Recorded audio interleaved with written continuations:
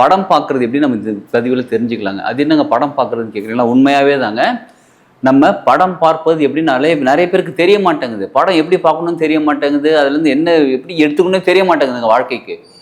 அதை தான் இப்போ தெரிஞ்ச ஒரு படம் நம்ம பார்க்கும்போது யாரோ நடித்த யாரோ எடுத்த படத்தை நம்ம பார்க்கும்போது நமக்குள்ள எவ்வளோ ஒரு அந்த ஃபீலிங் ஃபீலிங் கனெக்ட் ஆகுது. அதே மாதிரி தான் நம்ம வாழ்க்கையை நம்ம எமோஷன் ஃபீலிங்கோட பார்க்க போகிறோம். அது எப்படிங்க பார்க்குறதுன்னு கேட்குறீங்களா? நீங்கள் தான் கிரியேட் பண்ண போகிறீங்க. உங்களுக்கு முடிச்ச பிறகு அப்படியே அதே சீன் அப்படியே நீங்கள் பார்க்குறீங்க. அதை பார்க்கும்போது கார்லேருந்து இறங்கும் போது காருக்குள்ளே ஏசியில் உட்காந்துருக்கும். ஏசியிலேருந்து அப்படியே வெயிலில் கொஞ்சம் இறங்குறோம். லைட்டாக சொல்ப்பா லைட்டாக அந்த ஃபீல் உங்களுக்கு கிடைக்கணும்.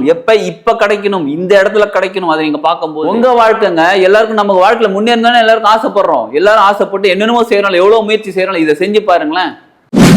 வாழ்க வளமுடன். Healing hands education healing centre தங்கள் அன்புடன் வரவேற்கிறது. படம் பார்க்குறது எப்படி நம்ம இது பதிவில் தெரிஞ்சுக்கலாங்க. அது என்னங்க படம் பார்க்குறதுன்னு கேட்குறீங்களா? உண்மையாகவே தாங்க. நம்ம படம் பார்ப்பது எப்படின்னு நிறைய பேருக்கு தெரிய மாட்டேங்குது. படம் எப்படி பார்க்கணும்னு தெரிய மாட்டேங்குது. அதுலேருந்து என்ன எப்படி எடுத்துக்கணும்னு தெரிய மாட்டேங்குதுங்க வாழ்க்கைக்கு. அதை தான் இப்போ தெரிஞ்சுக்க போகிறோம். புதுசாக இருக்குன்னு கேட்குறீங்களா? நிச்சயமாக. இந்த படத்தில் யார் தெரியுமா டைரக்டர்? நீங்கள் தான் டைரக்டர். யார் ஹீரோ? நீங்கள் தான் ஹீரோ. யார் ஹீரோயின்? நீங்கள் தான் ஹீரோயின். யார் மற்ற காஸ்டியூம் மற்றதெல்லாம் பண்ண போகிறது? நீங்கள் தான். இசையமைப்பாளரே அது எல்லாருமே நீங்கள் தான். உங்கள் படத்தை தாங்க நீங்கள் பார்க்க போகிறீங்க. நம்ம இதுவரை சினிமா தியேட்டரில் டிவியில் மொபைல் எல்லாத்தையும் போட்டு பார்த்துருக்கோம் பார்த்தீங்களா? அந்த படத்தை வந்து ஏற்கனவே யாரோ ஒருத்தங்க எடுப்பாங்க, யாரோ மியூசிக் டைரக்டர் பண்ணுவாங்க, எல்லாருமே ஒரு டீமாக சேர்ந்து பண்ணியிருப்பாங்க.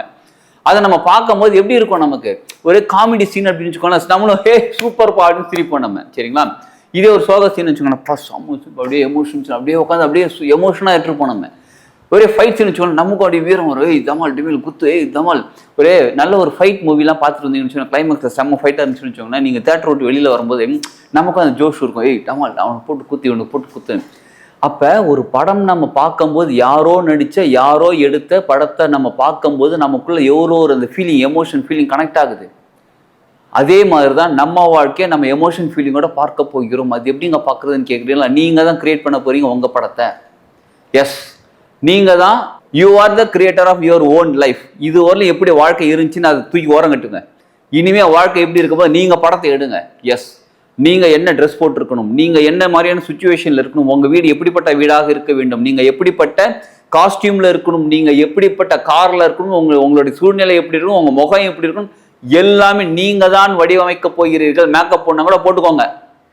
எல்லாத்தையும் நீங்கள் தான் வடிவமைக்க போகிறீங்க. எனக்கு சிஸ்டம் தெரியாது, எனக்கு 3D அனிமேஷன் தெரியாது, எனக்கு அதெல்லாம் எதுவுமே வேணாம். உட்காருங்க, உட்காந்து உங்கள் வாழ்க்கை எப்படி இருக்க வேண்டும் என்று தெளிவாக முதல்ல ஸ்கிரிப்ட் எழுதுங்க, நோட் எழுதுங்க. நோட்டில் எல்லாத்தையும் எழுதுங்க.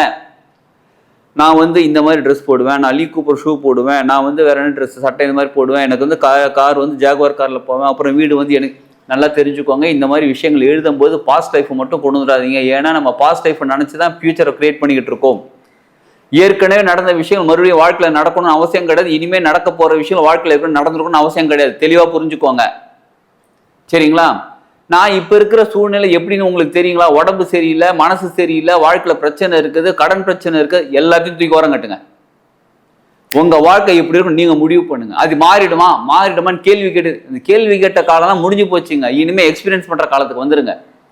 சொல்றதை மட்டும் செய்யுங்க. உங்களுக்கு வாழ்க்கை எப்படி வேணும் நீங்க நினைக்கிறீங்களோ அதை தெளிவாக எழுதுங்கள். ஸ்கிரிப்ட் வசனத்தோடு எழுதுங்க. நான் இந்த மாதிரி வார்த்தை பேசுறேன், இந்த மாதிரி பஞ்ச் டயலாக் பேசுறேன். நீங்க தான் உங்க ஆஃபீஸ்க்கு நீங்க இப்படிதான் போறீங்க, நீங்க ஓனர் ஆகுறீங்க, நீங்க உங்க ஆஃபீஸ் சிஇஓ ஆகுறீங்க, உங்க மேனேஜர் ஆகுறீங்க. உங்களுக்கு என்ன வேணுமோ, உங்க வாழ்க்கை எப்படி இருக்கணுமோ தெளிவாக எடுங்க. ஸ்கிரிப்ட் எழுதிட்டீங்களா? எடுத்து முடிச்சுட்டு கண்ணை மூடி உட்காந்து அதை கிரியேட் பண்ணுங்க. அப்படி நீங்க நடந்து வரீங்க, உங்க ஆஃபீஸ்க்கு போறீங்க, உங்க கார் ஓப்பன் பண்றீங்க, இது எல்லாமே சீன் பை சீன் கிரியேட் பண்ணுங்க. மினிமம் ஒரு 15 நிமிஷம் இருக்கணுங்க அந்த படம். சரிங்களா? 2.5 மணி நேரம்லாம் வேணாம், மினிமம் 15 நிமிஷம் இருக்கும். எடுத்து முடிச்ச பிறகு அப்படியே அதே சீன் அப்படியே நீங்க பாக்குறீங்க. அதை பார்க்கும்போது கார்ல இருந்து இறங்கும் போது காருக்குள்ள ஏசியில் உட்காந்துருக்கும். ஏசியிலேருந்து அப்படியே வெயிலில் கொஞ்சம் இறங்குறோம். லைட்டாக சொல்ப்பா லைட்டாக அந்த ஃபீல் உங்களுக்கு கிடைக்கணும். இப்போ கிடைக்கணும், இந்த இடத்துல கிடைக்கணும். அதை நீங்கள் பார்க்கும்போது ஒரு சினிமாவில் ஒரு சீன் நடந்தால் காமெடி பண்ணால் சிரிக்கிறோம், சோக சீன் வந்து அழுகுறோம் பாருங்க. அதே மாதிரி இங்கே அந்த உணர்வுக்குள்ளே கனெக்ட் ஆக வேண்டும். சரிங்களா?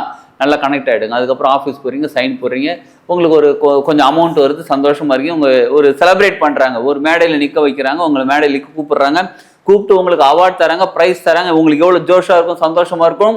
அந்த சீன் பார்க்கும்போது இங்கே நீங்கள் சந்தோஷமாக இருக்க வேண்டும். உங்களை பார்த்து எல்லாரும் சூப்பர்ப்பா, வெரி குட் பர்சன் பாட்டு கைத்த. உங்களுக்கு என்ன வேணுமோ அதை கிரியேட் பண்ணுங்க. You are the creator of your own life. சரிங்களா? அது கிரியேட் பண்ணுங்க. கிரியேட் பண்ணிட்டு என்ன பண்ணணும்னு கேட்குறீங்களா? தினமும் காலையில் கண்ணு முழிச்ச உடனே முதல் 15 நிமிஷம் பண்ண வேண்டிய வேலை இதுதான். எப்போ எழுந்திரிக்குது? 8 மணி, ஏர்லி மணி 8 மணி 9 மணிக்கு எழுந்திருக்கதெல்லாம் கிடையாது. 4 மணி 4:30 மணிக்கு எழுந்திரிச்சிடணும். எழுந்திரிச்சு அவங்க ரெஃப்ரெஷ்லாம் பண்ணிட்டு வந்துடுறாங்க. பண்ணிட்டு அமைதியாக கண்ணு மூடி உட்காந்து படம் எடுத்துட்டு வச்சுருக்கீங்க பாருங்க. நான் வீடியோலாம் ஷூட் பண்ணல, ஷூட்லாம் இல்லை, மனசுக்குள்ளே வச்சுருக்கீங்க பாருங்க. அதை அப்படியே மறுபடியும் அப்படியே ரன் பண்ணுறீங்க. எந்த சீனும் மாறக்கூடாது. இப்போ நீங்கள் ஒரு படம் ஏற்கனவே பார்த்துருக்கீங்க, அந்த படத்தை மறுபடியும் பார்த்து அதே சீன் தான் வரும். அதே மாதிரி உங்களுக்கு அதே சீன் தான் நடக்கணும். அதே சீன் அப்படியே பார்க்குறீங்க. அந்த மியூசிக் அந்த இதெல்லாம் அப்படியே கிளாரிட்டியோட பார்க்குறீங்க. அது ஹெச்டியில் தானே பார்ப்போம் நம்ம இப்போலாம். அந்த உணர்வோடு கலந்து பார்க்குறீங்க. அப்பாடா இப்படி தான் இப்போ என் வாழ்க்கை இருக்குது. கண்ணை திறந்து பார்த்தா நிதர்சனம் இங்கே வேற மாதிரி இருக்குங்க. ஆனால் உங்களுடைய மனம் மகிழ்ச்சி, மனம் உணர்வு எல்லாமே அதுக்குள்ளே தான் இருக்கணும். இப்போ நாள் ஃபுல்லாக அதுக்குள்ளே தான் இருக்கணும். நான் அப்படி தான்ப்பா வாழ்கிறேன், நான் இப்படி தான். நீங்கள் இப்போ போட்டிருக்கிற சட்டை கிழிஞ்சு கூட இருக்கலாம். நான் அப்போ இந்த ஷர்ட் தான் இப்போ பிராண்டட் ஷர்ட்னா வேன் உதயன் இது ஒரு ஷர்ட் வச்சுக்கோங்க, அதுதானேப்பா போடுறேன், காஸ்ட்லியான ஷர்ட் தான் போடுறேன். எப்படியாலும் இப்போ அழுக்கு ட்ரெஸ் கூட போட்டுக்கோங்க, அதை பற்றிலாம் யோசிக்காதீங்க. இப்போ இருக்கிறது நிதர்சனம், இது உண்மை, கரெக்ட். ஆனால் அது நடக்க போது பாருங்க, அதுவும் உண்மை. இது நிழல் படம் கிடையாது, நிஜ படம். சரிங்களா? அந்த படம் பாருங்க. அதுக்கப்புறம் எப்போ திரும்ப பார்க்குறீங்க? மத்தியானம் ஒரு தடவை உட்காந்துக்கோங்க. மத்தியானம் சாப்பிட்டெல்லாம் முடிச்சுட்டு லைட்டாக தூக்கம் வருது, இல்லை எனக்கு நல்லா ரிலாக்ஸ் பண்ணி உட்காந்து கண்ணை மூடி உட்காந்துக்கோங்க. உட்காந்துக்கிட்டு அதே படத்தை மறுபடியும் பாருங்க. அதே உணர்வு நிலையில் வரணும். சரிங்களா? இது உங்கள் படங்க. எந்த அளவுக்கு நீங்கள் உணர்ந்து பார்க்கிறீர்களோ அது அப்படியே நடக்கும். அடுத்தது நைட்டு தூங்குறதுக்கு முன்னாடி எல்லா வேலையும் முடிச்சுட்டு கேஜெட்ஸ் எல்லாம் ஓரம் கட்டி வச்சுட்டு பெட்டில் படுக்கிறதா கண்ணை மூடி உட்காந்துக்கோங்க. பாயில் படுக்கிறதா அப்படி கண்ணை மூடி உட்காந்துக்கோங்க. அவ்வளோதாங்க. உட்காந்துக்கிட்டு மறுபடியும் அதே 15 நிமிஷம் படத்தை பாருங்கள். எத்தனை தடவை தான் பார்க்குறதுன்னு கேட்குறீங்களா? உங்கள் வாழ்க்கை நீங்கள் நினைக்கிற அளவுக்கு உயர வேண்டும் என்றால், உங்கள் வாழ்க்கை நீங்கள் நினைக்கிற அளவுக்கு உயர்ந்து எந்த அளவுக்கு வரணும்னு நீங்கள் நினச்சிக்கிட்டு இருக்கீங்களோ அந்த அளவுக்கு உயர்ற வரைக்கும் இந்த வாழ்க்கை படத்தை நீங்கள் பார்த்துக்கிட்டே இருக்க போகிறீங்க. போர் அடிக்காதா? உங்கள் வாழ்க்கை உங்களுக்கு போர் அடிக்குதா? போர் அடிக்குதுன்னா உங்கள் வாழ்க்கை முன்னேறாது. இந்த படம் எத்தனை தடவைங்க பார்க்குது, இப்போ தானே பார்த்தேன், முன்னேறாது. உங்கள் வாழ்க்கைங்க. எல்லாருக்கும் நமக்கு வாழ்க்கையில் முன்னேறினாலும் எல்லாருக்கும் ஆசைப்படுறோம். எல்லாரும் ஆசைப்பட்டு என்னென்னமோ செய்யறோம், எவ்வளோ முயற்சி செய்யறோம். இதை செஞ்சு பாருங்களேன். ஃபர்ஸ்ட் இனிஷியலாக என்ன பண்ணுங்க, ஒரு சின்ன விஷயமா எடுத்துக்கோங்க. சரிங்களா? இப்போ மாதம் ஒரு 1 லட்ச ரூபா சம்பாதிக்கிறீங்க அப்படின்னா ஒரு 2 லட்ச ரூபா சம்பாதிக்கும், 1.5 லட்ச ரூபா சம்பாதிக்கும். அந்த மாதிரி ஏதோ ஒரு விஷயத்துக்கு சின்ன விஷயமா, உங்களுக்கு எது சின்ன விஷயமோ அது நீங்கள் சின்ன விஷயமா எடுத்துக்கோங்க. அது கிடைச்சிட்ட மாதிரி அந்த படத்தை உருவாக்கி பாருங்க.